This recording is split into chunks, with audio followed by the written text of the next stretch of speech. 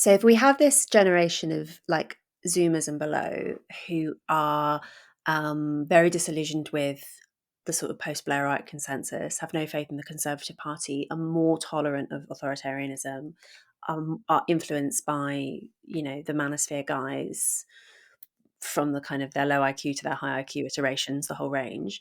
Um, what do you think that's likely to... Sorry, I should also say, my theory as to why we had this incredible watershed of wokeness during whatever 2018, 1920, is not because people like actually changed their minds, because people almost never do that. So, like, both of us accepted, we've both moved to the right politically, but like most people don't really change their minds about things. It's because you had this generation of millennials who had been raised on this ideology at university and school, who had suddenly reached positions of seniority.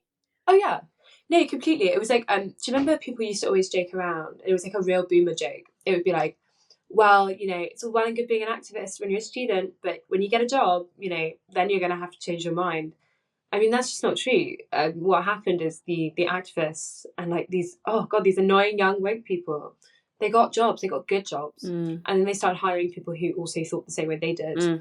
And like lo and behold, you know, the old generation retires, the new generation comes up, Yeah, and and they have sharp elbows. and you suddenly had this rush of millennials in positions of as line Yeah, managers, basically. So my yeah. my question is, what's going to happen when all these Zoomers become line managers, who are the ones who Ooh, have this very different attitude towards yeah. sort of centre right politics? I would like so Zoomers and millennials. They are like we are different. Like I'm a Zoomer. I was born in 2000. I think the main difference between like a millennial and a Zoomer is millennials are quite sincere still. I think they're like quite sincere people. They're quite sentimental, and they very much argue from like a place of emotion. Whereas I Yeah. feel like our generation is like really um like a bit harsher, a bit rougher, and like maybe poorly socialized, I guess you could say. So I think we'll just be like Because of the even it will be internet, do even you more. think? Yeah, because of the internet, totally. Like Yeah. because everything is like way higher stakes. Like the way if you have a conversation with someone who you disagree with, at risk of sounding like you know like Mark Rubin, um, there's no, like the myth of the marketplace of ideas was already a myth amongst millennials, but amongst like Gen Z, it's just laughable. People have intractable positions, and if you disagree with them, they won't start crying. They'll just box you out. Like you're done. They can't even engage. You can't even engage, because you don't have like a fundamental set of principles that you all agree on that you can appeal Mm. to. Like there are no first principles to appeal to anymore. So I think politics will become. I mean, I don't even necessarily want to use the word nasty because I think it's unfair to ascribe that word to what is, I actually think, a rational response to changing circumstances. But yeah, I think people will probably take a bit more pleasure in like owning the libs from the right, and the left will take more pleasure in like defenestrating people to the right of them from public life. Um, I think there will be an even greater migration away from centre ground politics into just purely like will to power. When I get into power, I'm going to do everything I can to push my agenda. It will be entirely like proceduralist. Like screw you, I don't care if this like stomps on a set of fundamental values that we are supposed to share because I don't know what that means. Like, what does that mean? Show me these values. So I imagine, you know, and I can only really speak for the right now. Um, when this new generation of right wingers does come through, and if they do come through, but I believe they will be um, much harsher and much less willing to make compromises. Um, I suppose they would maybe adopt like a slightly left wing under Corbynite sort of attitude, which is again siege mentality writ large. Um, and again, to be honest with you, I can't say I necessarily disagree with that, even if it does, you know, even if it is incivil, um, because I think everybody's just bored of nothing happening. Everybody's just getting very frustrated that nothing seems to be working. So people do just want competence more so than they want ideology. And any group that can offer competence will win. I think that's really what like the next decade will be. Waiting for, you know, to use a like cringe centrist dad opinion, the grown ups in the room to come back. And I don't think these grown-ups will be the elderly. The impression that I've got, at least from British Zoomer right and younger, is correct me if I'm wrong because you'll know better than me. Quite different from like the old. There's this old stereotype of the sort of like the young fogies, the William Hague in a Mm, tweed suit kind of mm. like branch of young conservatism. That seems to me to be basically dead. There's very little Oh, it's totally tweed. dead. Right wing on like all cultural issues, obviously, but not actually very interested in religion, not very Yep. interested in the monarchy, like Mm, quite very unsentimental actually about those kind mm, of aspects of traditional British life. mm, mm. Do you agree that that seems to be like a pronounced trend among the Yeah, Zoomer right?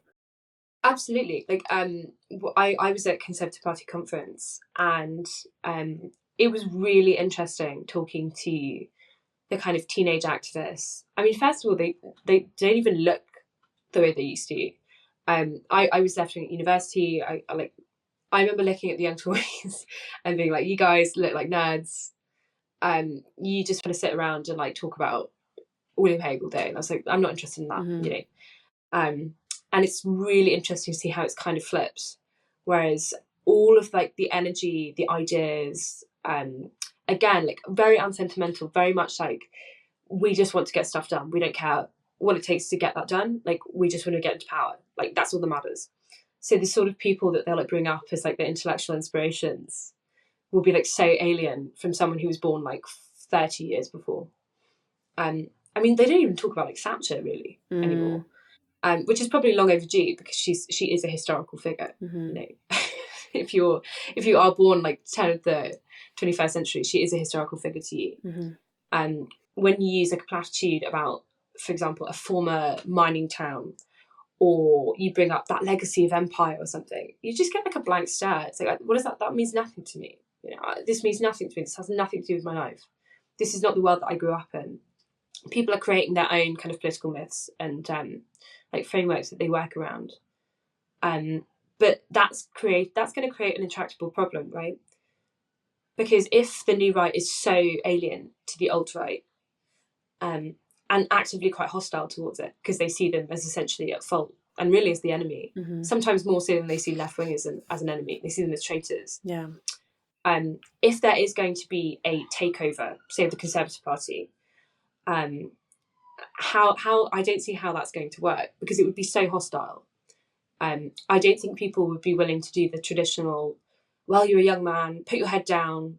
You know, knock on doors, and in 10 years' time, maybe I'll select you for a seat that you're going to lose. Um, or you could be a bag carrier for like 5 years. I don't believe that these young men, and it is mostly men, are going to do that, or why they would want to do that. They don't have respect for the institution, so why would they waste their time engaging with it? Um, so I don't know where that energy is actually going to go into. I don't easily see it move to the Conservative Party.